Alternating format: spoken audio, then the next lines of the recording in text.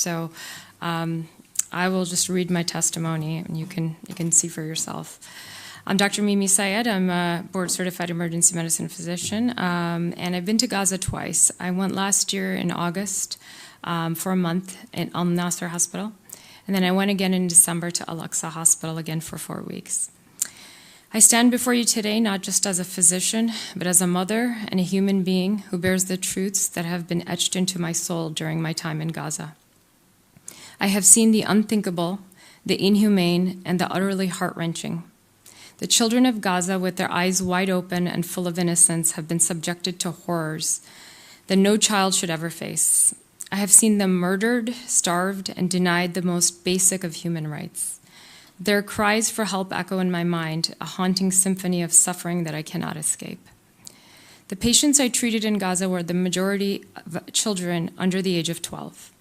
On my first trip to Gaza in August, I have at least 18 documented cases of children who arrived in my emergency department with bullets to the head or the chest, and by witnesses reported to be shot by snipers or quadcopters.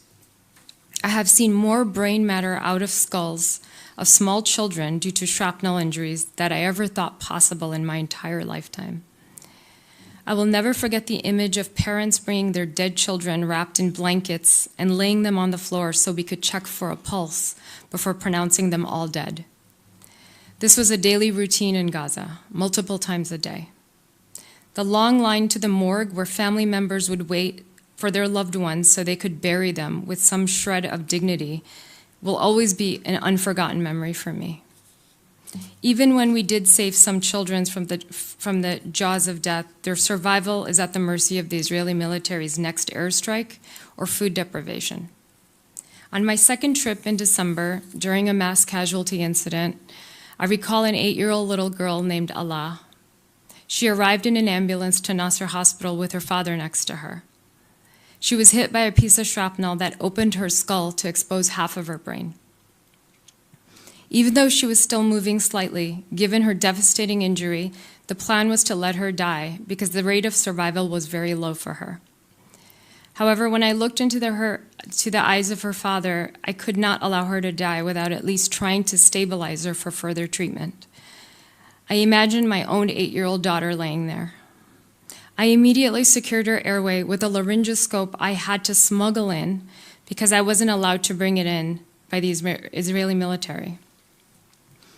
By some miracle, I was able to get her to surgery, and 3 weeks later, she was talking, reading, and walking, and even saying, "Shukran, doctora, ana mkhair," 3 weeks later.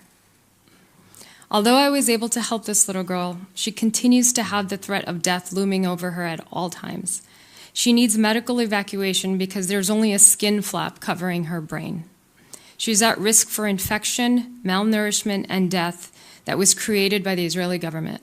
In December, I treated a 29-year-old woman arrived at our hospital at Al-Aqsa with 3 small children next to her on the cot. She was bleeding profusely from an overgrown breast tumor, a condition that was curable with timely chemotherapy and surgery.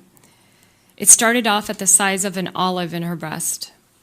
Prior to October 7th, she could have received this life-saving treatment in Gaza.